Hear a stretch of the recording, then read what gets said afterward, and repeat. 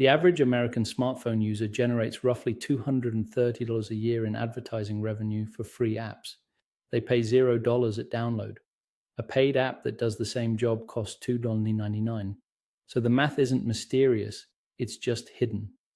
Free is not a price point, it's a payment deferral.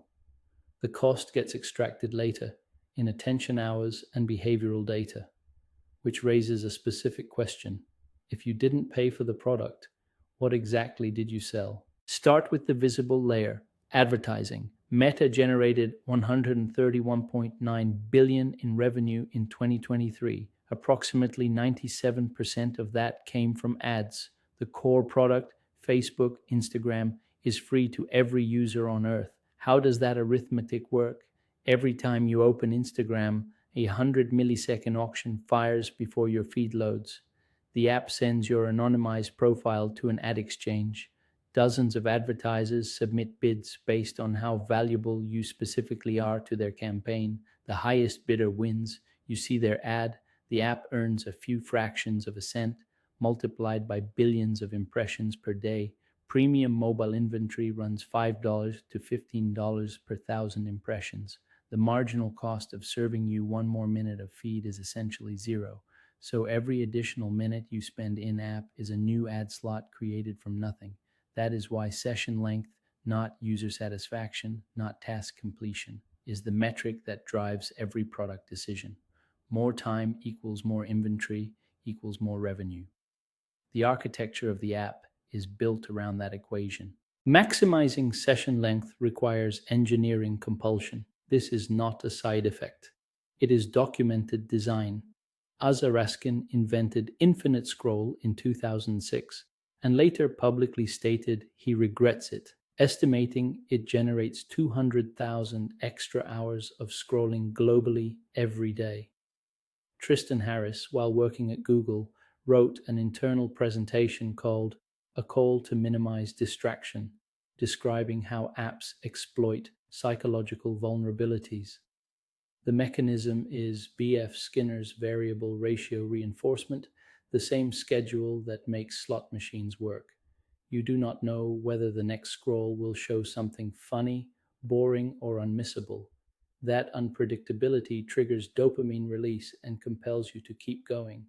Apps with variable reward mechanics show session durations 3 to 4 times longer than linear reward equivalents. Each extra minute produces more RTB auction opportunities. A push notification sent at a psychologically optimized moment, timed using your own prior open rate data, costs the company roughly $0.003 to deliver and recovers a lapsed session worth 0.04 to 0.12 in ad revenue. The goal is not to help you finish a task. The goal is to prevent you from finishing it. Now, the layer most people never see, the attention you generate inside a free app produces two revenue streams, not one. The first is advertising, already described. The second is the data itself, sold separately to a $300 billion brokerage industry. Here is the margin structure. A raw behavioral signal, say you opened a fitness app at 6 a.m. on weekdays, is worth fractions of a cent to the app. That same signal, combined with 300 others by a broker like Axiom or Oracle Data Cloud, becomes part of an enriched audience segment, health-conscious, high-income, early riser. Oxford researchers estimated the market rate value of data from a single free app at $0.50 to $2.0 per user per month. Ad tech firms resell aggregated versions of that data at margins exceeding 1,000%. The mechanism runs through SDKs, small software packages embedded silently inside free apps.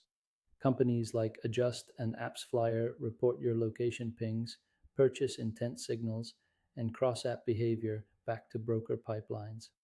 A 2018 New York Times investigation identified 75 companies receiving precise location data from a single weather app.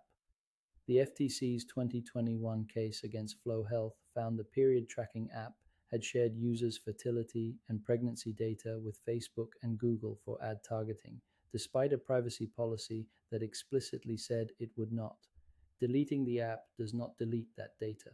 Brokers who purchased your profile retain it indefinitely. The advertising revenue is the invoice you can see. The data brokerage revenue is the one you cannot. Free apps are not a gift from Silicon Valley. They are a three-sided trade. Your attention funds the ad auction, your behavioral data funds the brokerage market, and your presence in the app makes it valuable to the paying users who eventually subscribe or spend. You are the factory floor and the raw material simultaneously. Knowing that does not require you to delete everything. It requires you to read the privacy label before you install, specifically the data linked to you section in the App Store. If a flashlight app wants your contacts and location, the flashlight is not the product. If this changed how you see your phone, share it with someone who thinks free apps are just free.